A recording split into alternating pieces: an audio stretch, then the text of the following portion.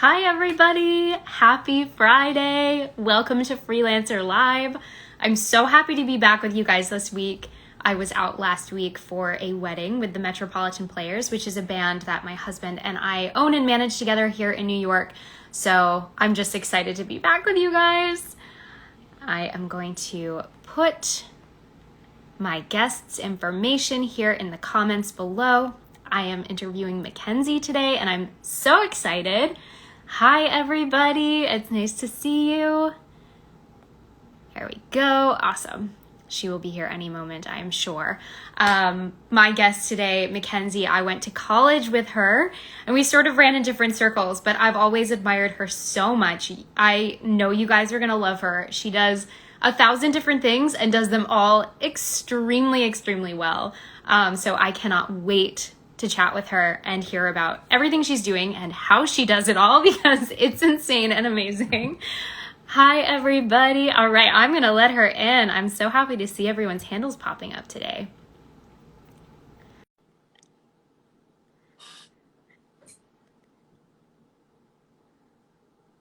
Hi. Hey! How's it going? How are you? This is my first Instagram live, so whoa, I need to check my framing real quick. Oh my God, you're doing such a great job. Hey! I always have to check it. It's weird. It crops it weird cuts when the top off. Yes, it does. It's very strange. But hi. Jerry.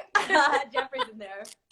That's so funny. Yay. Hi. Hey. Hi. Oh my God. Hi. It's so good to see you. It's good to see you too. It's so funny. I was just remembering right before we called how the last time that I actually talked to you first of all, in person, I literally don't remember, but on video was that random time that I accidentally called you on Facebook or Instagram. I was in bed. Do you remember that? Yes. And we ended up talking for 15 minutes, I think. Yes.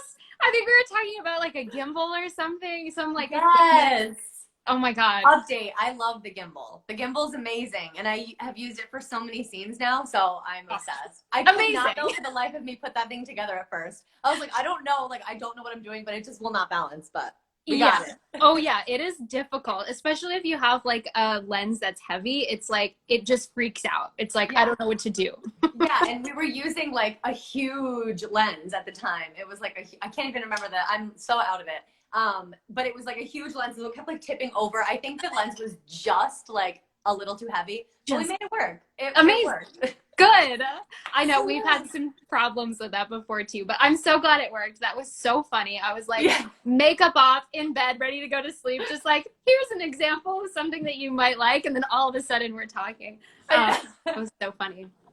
Anyway, I'm so happy to chat with you today. You too. It's so funny. I'm usually on the other side of these interviews. So this is so bizarre. So everyone who's listening, just bear with me because this is not going to be weird.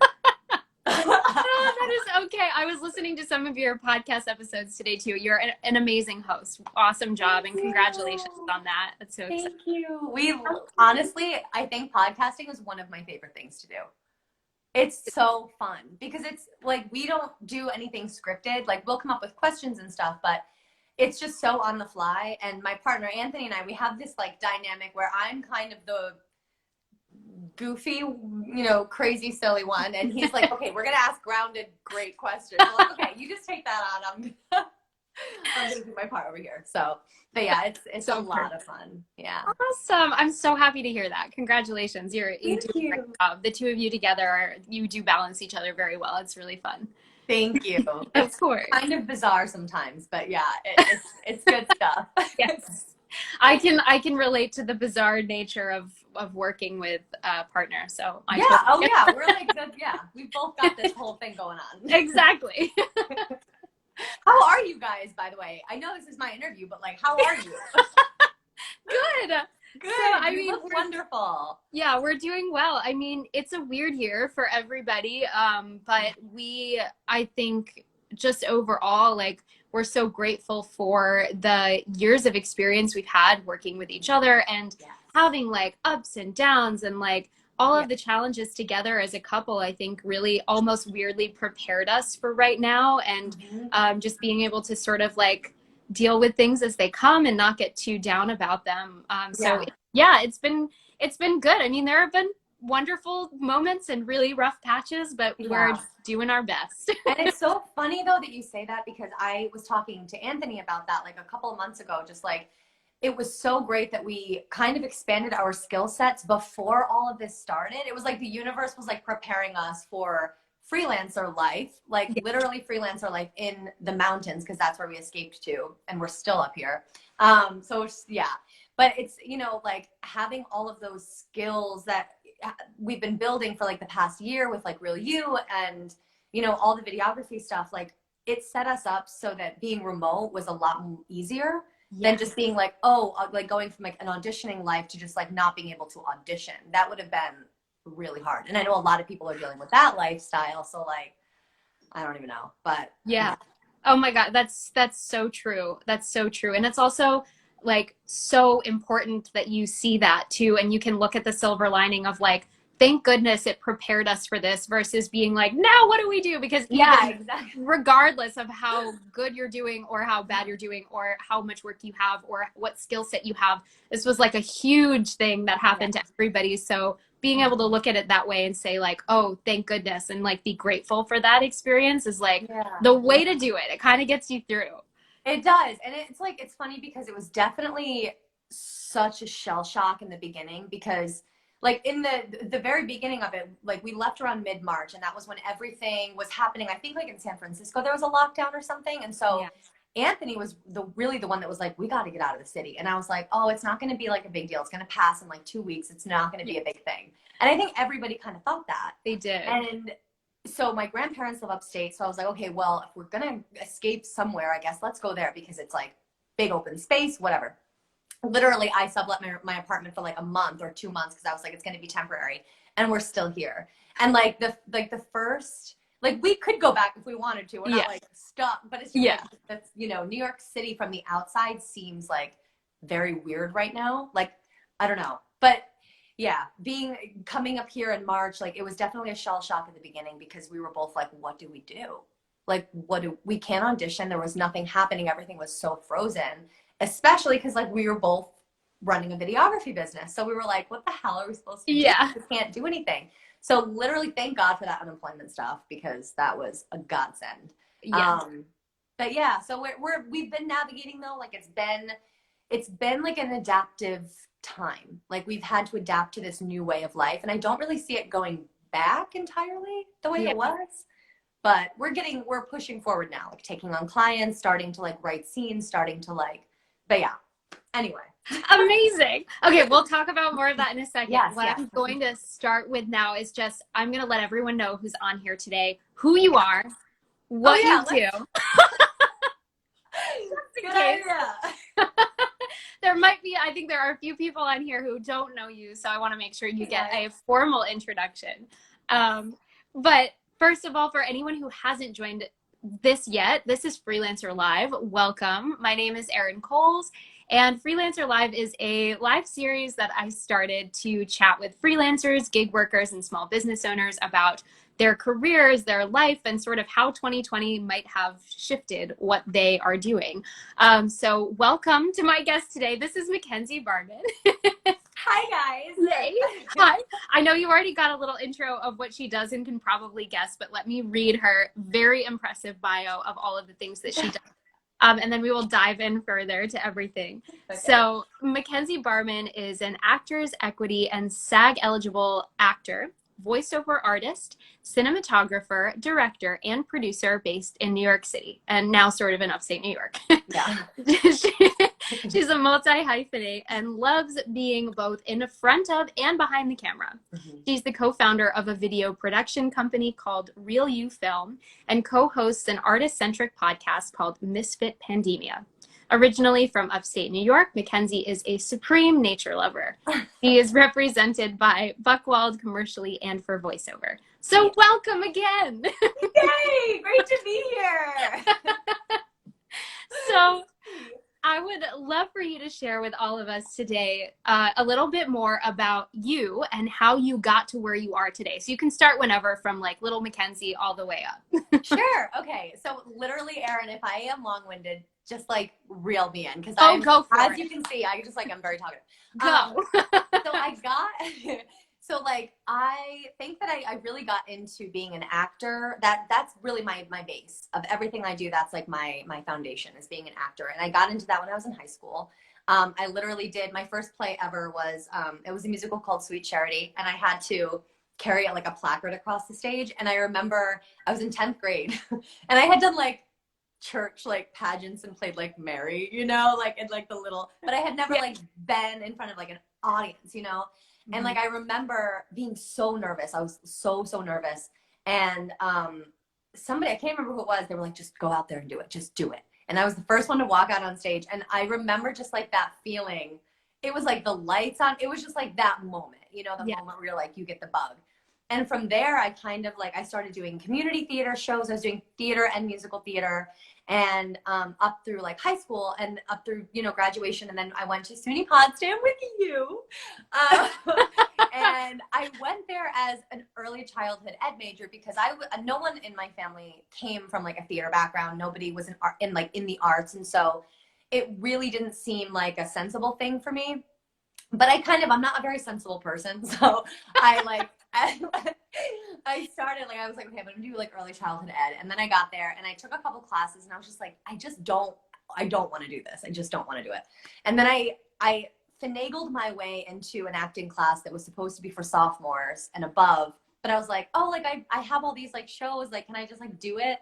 And the professor, he was like, yeah, whatever, you can be in the class. And so like, I kind of, from there, I just like really targeted acting. And like, I was like, I'm going to do this. And so I changed my major to theater, and then they came out with a theater ed degree. And so I was like, oh, okay, well, I can kind of still have like a backup, like an ed degree, which has since expired actually. So if you're going to become a teacher, guys, I've decided over the past like 5 years, I just don't ever want to do it. So it's totally fine. But fair enough. You have to like either teach or do so many hours of subbing to like whatever. I didn't do it because I just never wanted to. Good to know. Good to know. I just like, So I just focused on like the acting thing. And so I moved to New York. I did, after I did student teaching back at the high school with the theater teacher who like inspired me to be an actor, which was like super cool. Bill Ziskin. And then I moved to New York. I got a couple of like survival jobs. I auditioned, did a couple showcases and stuff. And then really I did like some short films and some things like that. And I was kind of building up my New York, I don't know. It's such a weird like thing. I don't know. It's such a weird thing. I was never one of those people who auditioned constantly, and I always wish I could have been, because I always admired those people who could get up at 6 a.m. and like go do 7 auditions. I just am not meant for it. And so I really got lucky when I did a singing competition down at the Stonewall Inn, which was so fun. I love the Stonewall. And I met these producers there, Tom and Michael Dangora, and they had heard me sing, and I went up after them. I think Tom was a judge that night. And so I went and chatted with him after, and he literally said to me, he was like, I'm going to give you your equity card. And I was like, okay, great. Cool. And then I just stayed in touch with him for a couple of years. And then eventually I auditioned for The Marvelous Wonderettes, which was a show that he was producing off Broadway. And I saw that he was doing it, and I was like, this is right up my alley. And I auditioned. I got the swing position, which was so exciting for me because I was covering all 4 roles. Ended up being terrifying. Yeah. Oh my God. It was terrifying, but it was a lot of fun. And they're amazing people. And I did get my equity card that way. And so that kind of opened up those opportunities for me. And then I really started, I always knew I wanted to be an actor, but there was like this hunger in me to know how to do everything. And I've always been the type of person who's like, I'm not a very settled person. I'm very like, if there's something I don't know how to do, like, I'm like, oh, okay, I got to know it. Yeah. And so I was like, I wonder like what it's like to, shoot. And I wonder what it's like to be a producer. I wonder what it's like to do all these things, because I really wanted to get into film, but I didn't know how to break in. It's difficult, it can be a catch-22, because, you need footage, but you need to book to get footage. So it's kind of hard, so it took me a while to build up that, momentum. And then Anthony, after we had started, we did a show called Disgraced, and that's how we met up in Saranac Lake, New York at Pendragon Theater. And this was like 4 years ago now, 3.5 years. I don't know. It was 2017. Who knows what time is it? I don't know. I don't even know where I am right now, Erin. So, and he was really the one who got me into voiceover, because it was always something that I really wanted to do. But I have a tendency to say that I want to do things and not do it. Yeah. And if you're that type of person, recognize it and figure it out, because I am definitely that type of person. I think it like runs in my genes. But he really convinced me to do voiceover, and I had always wanted to do it. And so I was like, okay, I'm just going to like learn how to do it. And so YouTube literally taught me everything I know. Everything. I learned how to make my demos on YouTube. I learned what mic I should get. I learned all, everything. So I got a mic for Christmas from my dad, and I recorded my own demos. I learned how to underscore them in Audacity, which I already knew a little bit about editing on Audacity, and editing audio, because we had started doing some video stuff at that point. I'm all over the place. So this is the voiceover track. So the voiceover, I did demos. I did a commercial demo, an animation demo, and an audiobook demo. And I just started doing work on my own. Like I found the pay-to-play sites. I found like what sites I should join. And I just started auditioning for things. And I was booking work on my own. Low paying jobs. You're not like, it's hard on these pay-to-play sites. Like unless you're repped, it can be difficult. There are a lot of people out there that don't know the voiceover rates that are going to charge you really low things. Guys never do anything in perpetuity. But those demos got me my reps at Buckwald, because a friend had pushed my stuff along to Buckwald, my friend Stephanie, who works there. And I didn't even know that she worked there when I met her, but it was like divine, whatever. Yeah. And intervention. And so I got a random email from a Buckwald agent. And I'm like, she was like, hey, I heard your demos. Can you come into the studio? And I was like, what? Like the kind of thing that you always want to happen, like as an actor, right? Like, oh, I saw your actor demo. Like, come in and let me like represent you. Because I'm still seeking representation for acting at this point. It's crazy. Yeah. But I went into the studio. It was amazing. I like clicked with them right away, and I've been with them ever since. It's been like 2 years, and I've booked a bunch of stuff with them, and I'm like so happy. Voiceover has been super fulfilling. And the Real You stuff, Anthony and I, we started a video production company because of that catch-22 of breaking into film and TV.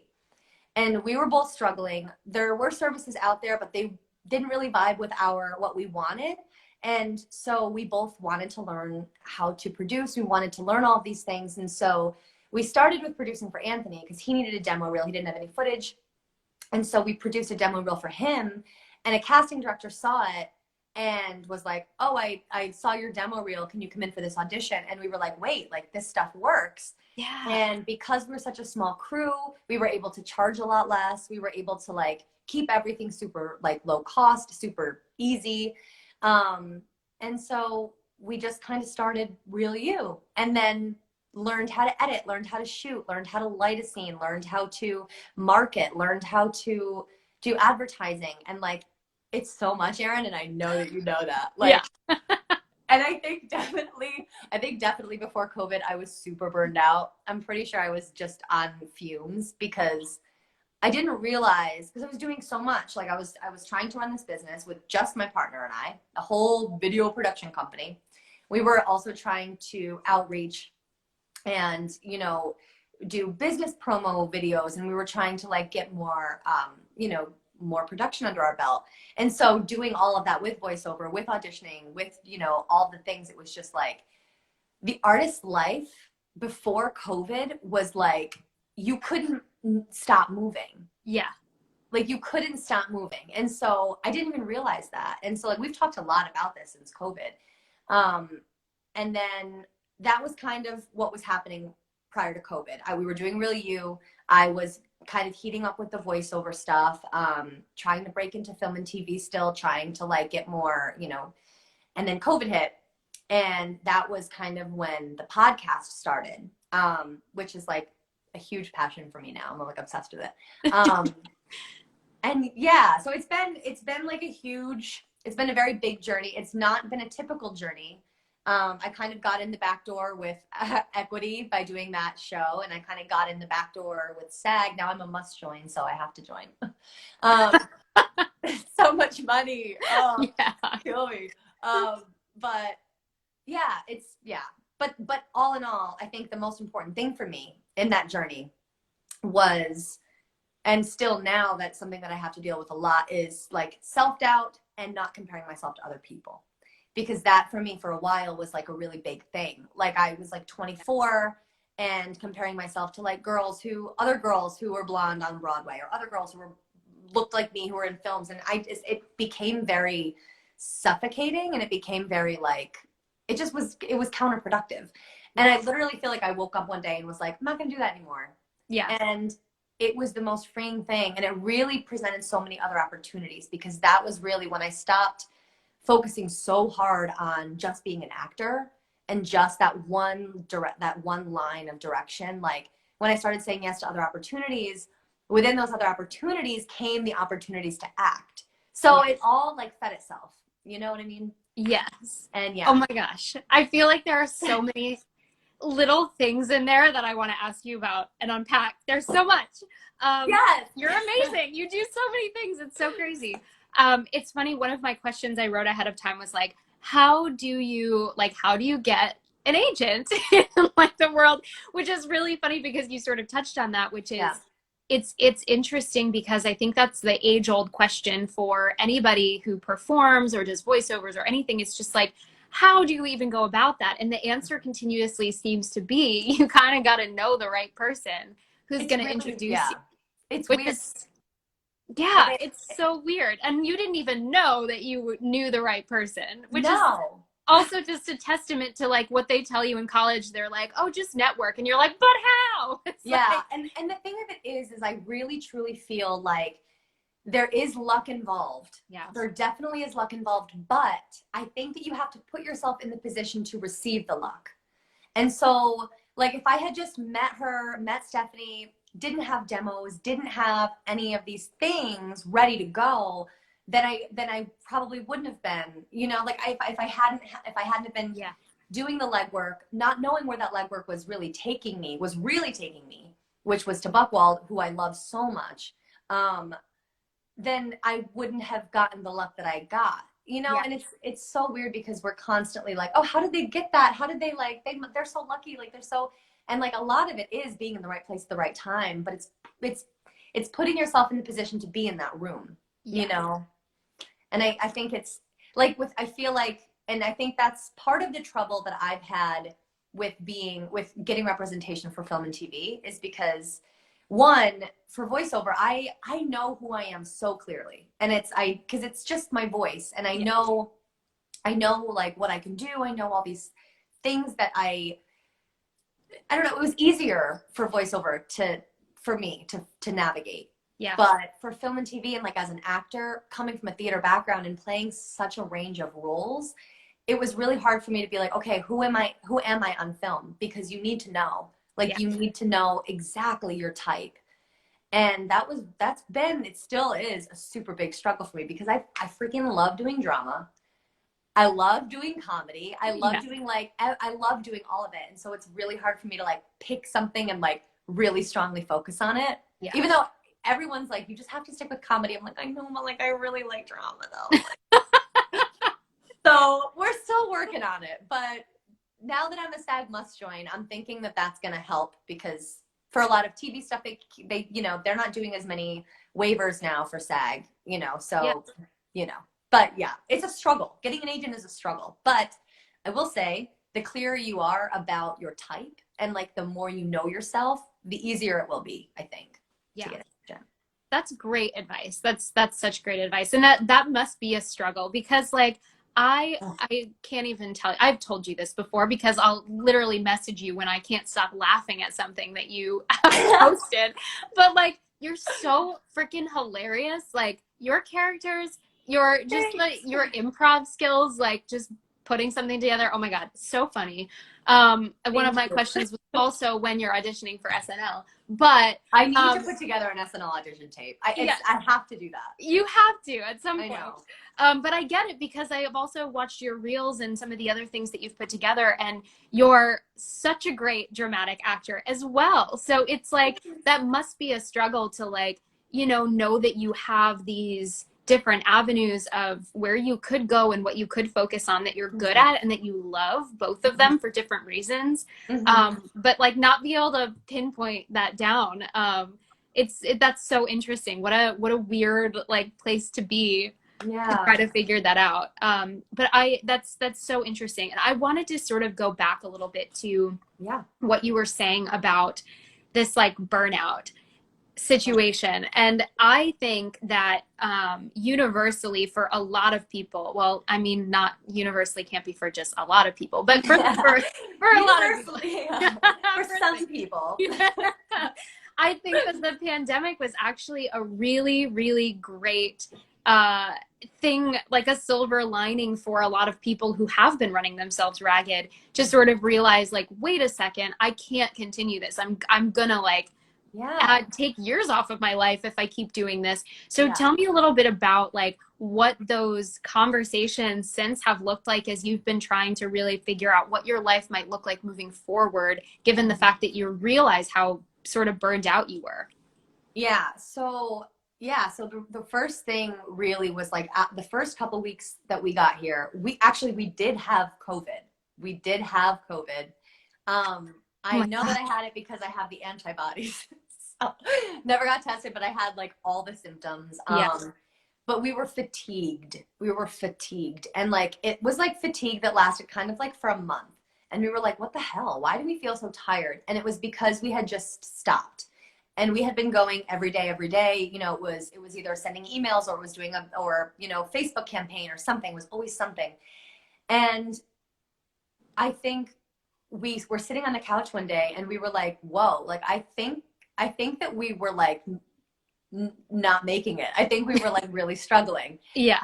And we just realized how much we were packing in every day and how it seemed like everyone around us was also that way. Like it just became the way that life was. Everyone that you know around you was hustling. And that's kind of like the motto of an artist, right? It's like hustle, hustle, hustle, hustle. It's like, no though, because hustling it can be, yes, work hard, and yes, like be dedicated, and yes, like put your heart into everything that you're doing, but also breathe and watch an episode of Bly Manor, which I'm watching right now, which I'm actually really digging, so all the haters can shut up.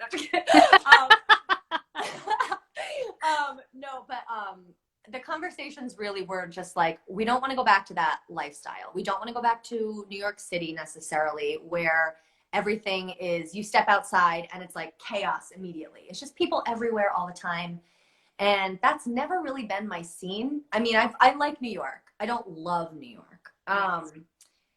It's just, I need space sometimes. Like I need nature and trees and like things. And I don't want to, now that I've lived a life that's not crazy hustling, not like, okay, I just need to make sure I make rent. Okay, I just need to make sure blah, blah, blah.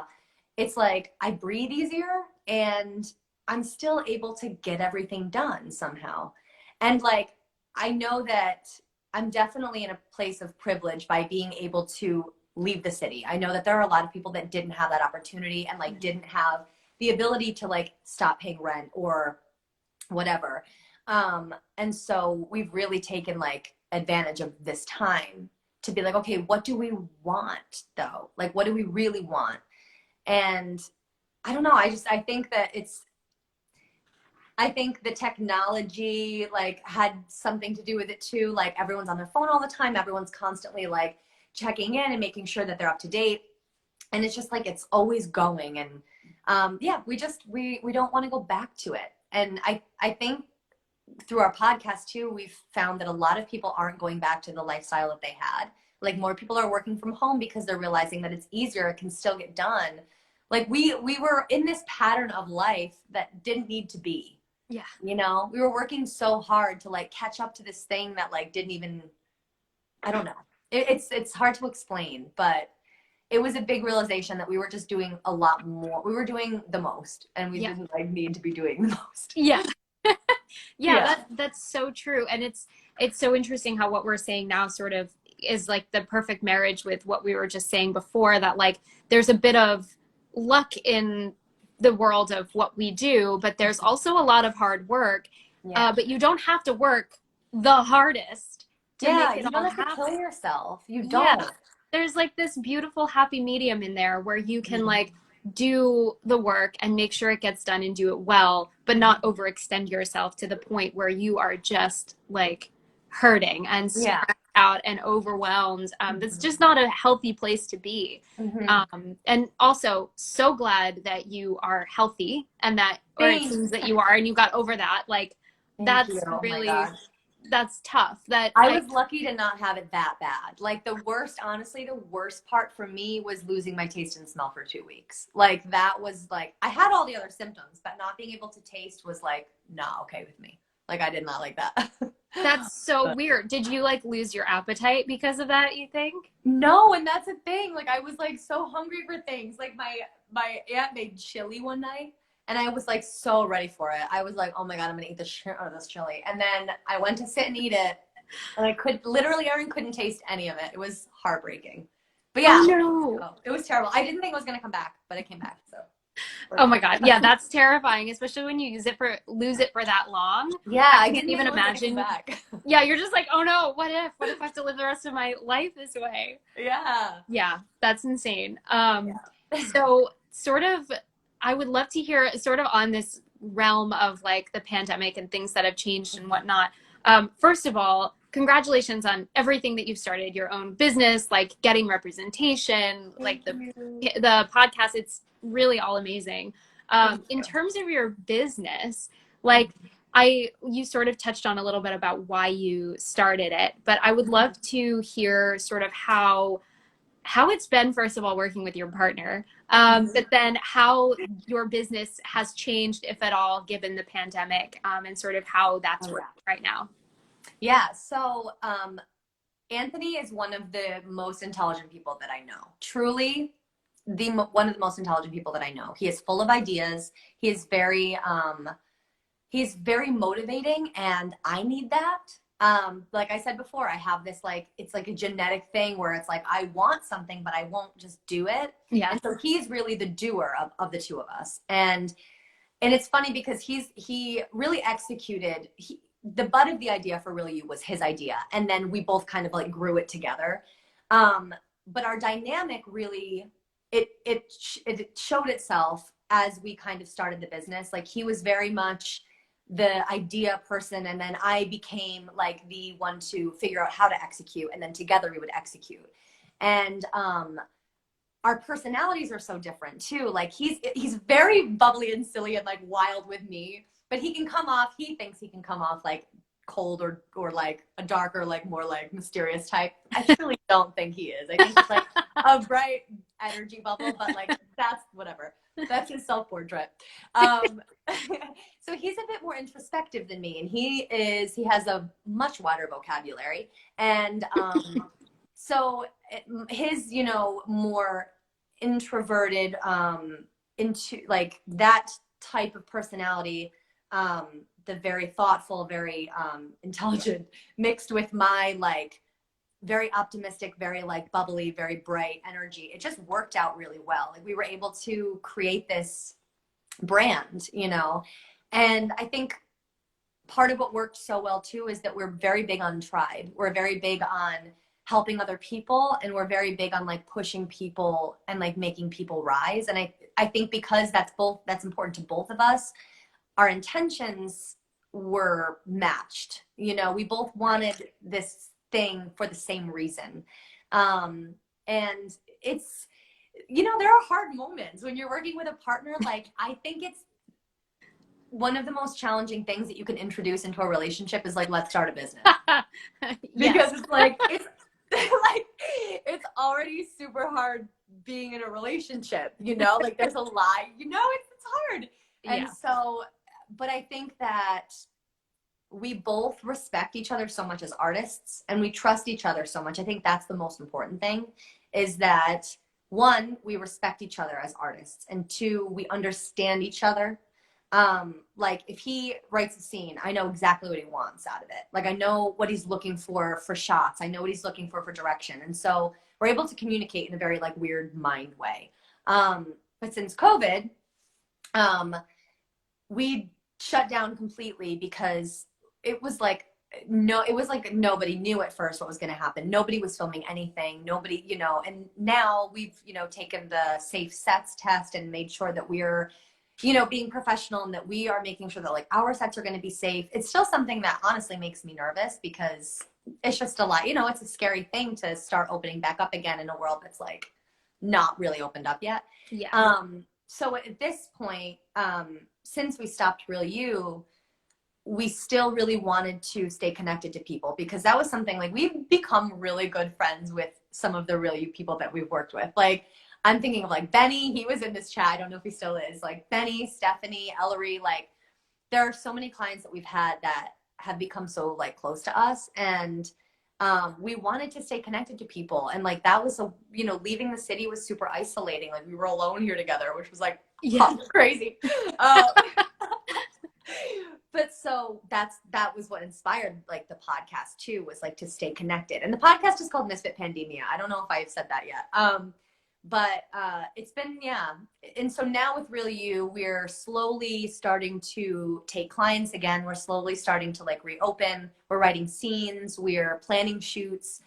We're keeping everything super minimal for now though.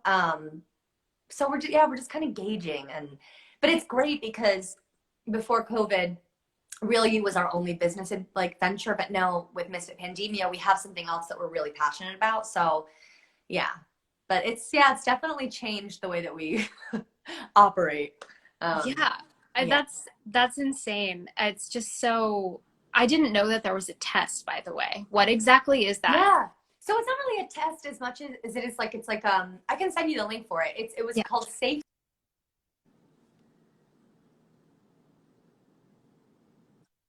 For a second. Sorry. You get this like certificate at the end. You get walked through all the guidelines of like what the new SAG rules are and like what the rules are for being safe on set, and then asks you questions at the end, and then you get a certificate if you pass. I think it's more so just like I acknowledge the rules. I'm gonna like do my part kind of thing. So yeah. That's so. I'll send you the link though. It's good. It's good to know. It's good to be aware so that you're not out of the loop. Yes. And I have been on one set since COVID. I was in a short film like a couple of weeks ago, and it actually went really well. I was a little nervous about it, but everyone was super safe, and it was an indie set, so it was, a much smaller crew, but I felt very good. So I feel like we're getting there. We're getting there. Yeah. Yeah, it's so interesting. It's so funny to reintroduce yourself into like the world at this point in any capacity, like professionally, because it's like, what does that look like? Yeah, I really don't know. We're still really in limbo. So I'm taking this time really to focus on like networking. Yes. Got a phone call. I lost you for a second. And marketing and I'm sorry. I think we're delayed. I'm good? Okay. So yeah, we've just been focused on kind of building our network and like doing all of the little things that you have to do that you didn't have time to do before. So yeah. So it's still crazy. It's still crazy, but it's still crazy, but we're figuring it out. We're trying to make lemonade out of lemons. You can make more lemons. There are a lot of extra lemons being made this year, I think. Literally.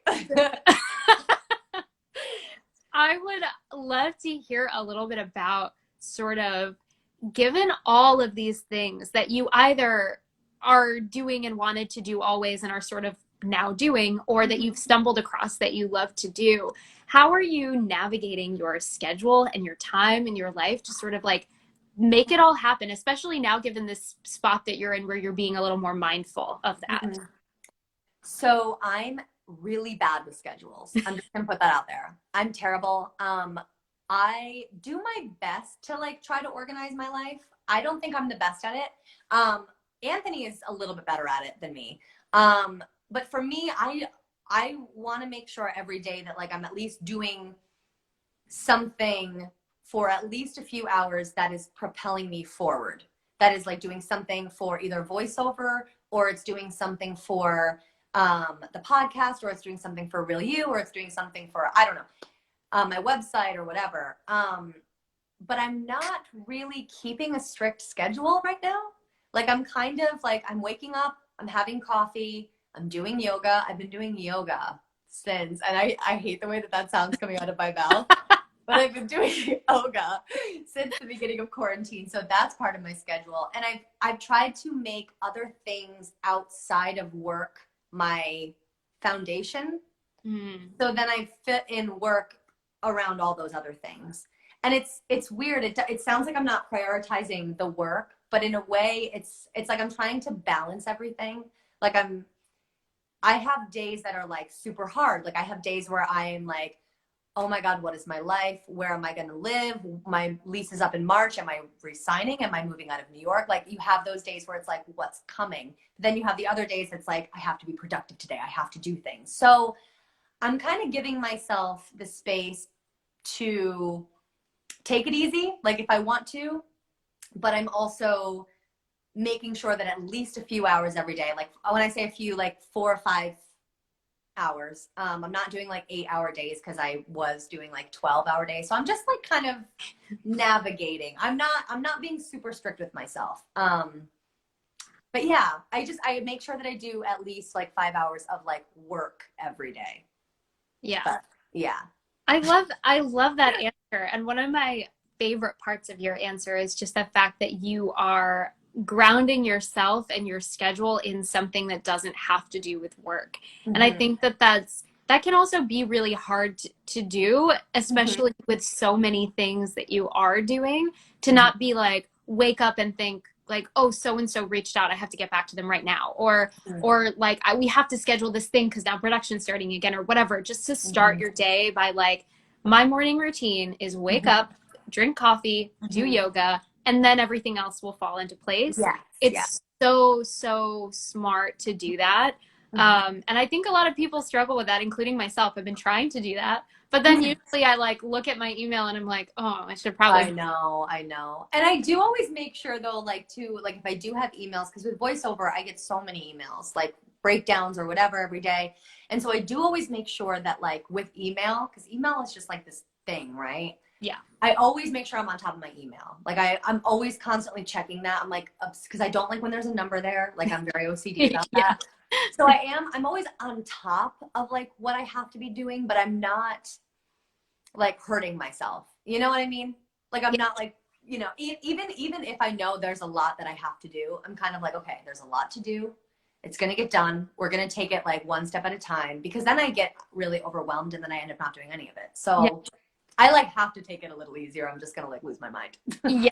Oh my God. That's so true. That's so true. It's just so interesting. I feel like, you know, when you are having conversations about things you've been thinking a lot about, like that keeps happening to me on these every week, that I'm talking like, oh my gosh, I've been thinking about this. Just like I think one of the biggest things that's come out of this conversation has been like that, taking away that sort of hustle mindset and moving into a more balanced life, which I've been trying to learn a little bit more about, like manifestation, which is like a lot of like, trying to, right? It's so hard. But we're workhorses, so it's hard, especially you. I mean, you're one of the most hardworking people that I know, and it's hard to reel it in. Yeah. It is, especially when you know there's so much to do. Yeah. But you don't want to get burned out again. So right.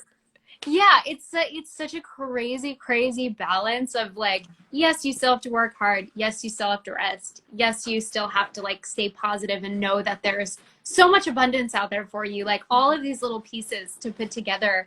But it is a really, I think, very beautiful thing. I know I said this before, that there has been so much insanity this year and so many negative things happening, but there are some really beautiful silver linings, like having everybody really take a closer look at what their lives look like and how to really you know, feel more fulfilled as humans and not just Yeah. tie everything you do to your profession. There's Yeah. more to life than that, which is really a really cool thing to see this year. There is. And it's something too, like I've like my whole life, I've never really been confronted with like the isolation of like having to slow down enough to really reflect on yourself and like who you are and Mm-hmm.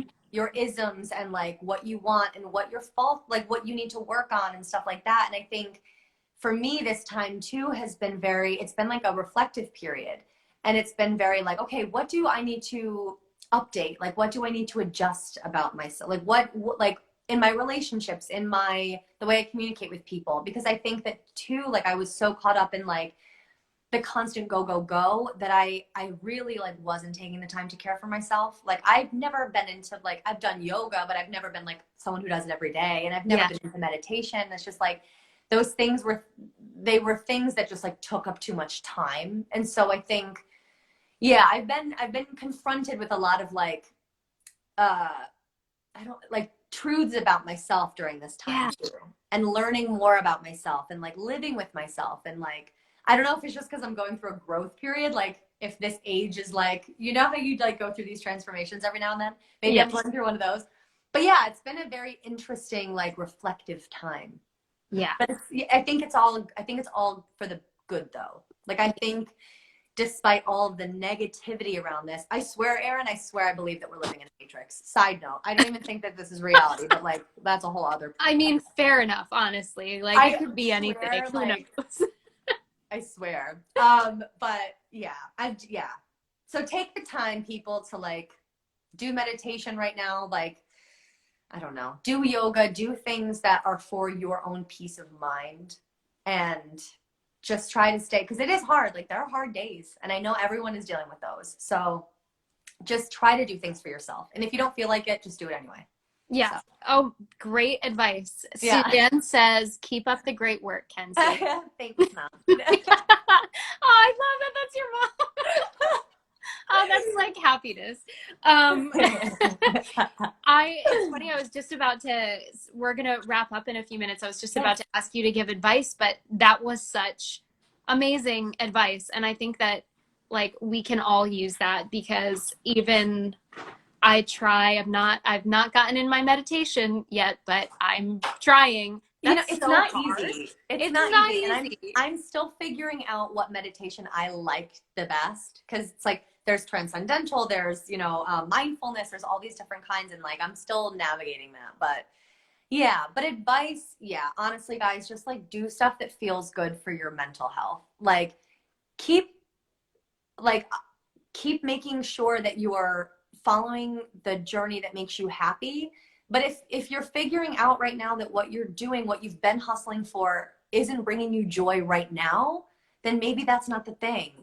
Just experiment with like what else makes you happy, and then it'll probably end up leading back to the thing anyway. So yeah, I love that's my advice. I love that advice. It's so good and it's so true. And I think it's funny too. I can't believe we don't talk more, honestly. This is crazy, because there are so many parallels between us. I'm like, oh my God, I could talk to you forever. Just like knowing that both of us sort of stumbled upon interviewing people and it being such a source of like joy for us during this time, me with this and you with your podcast, just like it's crazy how just if you have an idea and you're like, I kind of want to do this, just like go for it, because you never know if it's going to turn into something that you're going to love or bring you joy or make you feel fulfilled. So just go for it. And honestly, I will say with the podcast, I was so nervous because we were going to be talking to people that I, at the time, saw on this like pedestal, right? Like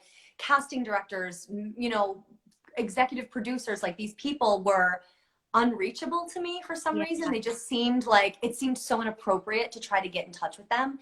And I think that the rules have shifted a little bit. I feel like we're kind of living in this like crazy time where you can make bolder moves. It's a little bit, the rules are shifting a little bit, right? So I think that making those first few phone calls for the podcast to get those guests it was really freaking scary. I did not want to do it.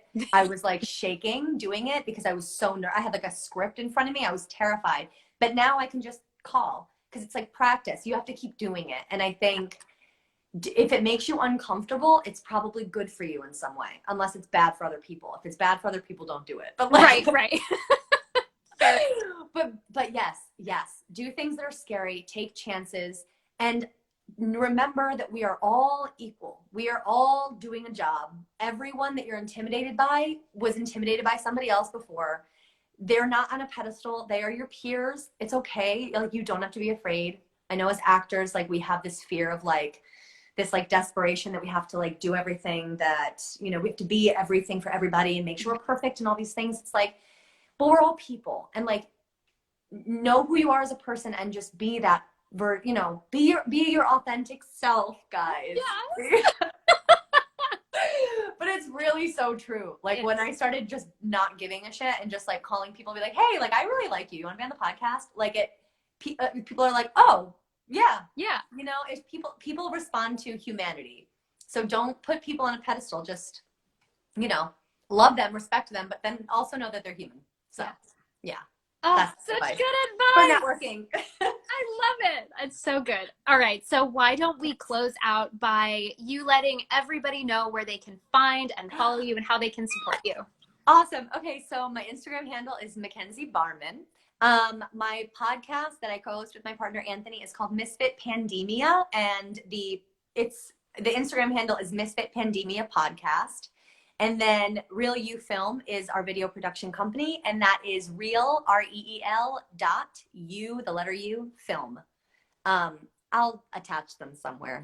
Yeah. But they're all attached on my Instagram. So if you just go to my Instagram, yeah, you'll find it. Amazing. And I'll make sure to put those in the caption or comments somewhere as well, so people can find and follow you. And Awesome. I'll also be posting this. This will be up on my IGTV if people want to rewatch and hear all of Mackenzie's great advice again. It'll also be up on my YouTube page and my blog at erincoles.com, so you can watch it over. You can check out all of her pages there. I'll make sure to link your website as well, Mackenzie. Oh, thanks. But thank you so much for joining me today. This is like a testament to how much we should be better friends and stay in touch, because you're awesome. Call me at midnight anytime, Erin. This is so great. Thank you so much to everyone for joining today. Yes, thank you, guys. Yay! Have an amazing weekend ahead, and we'll see you next week on Freelancer Live. All right. Bye, guys. Bye.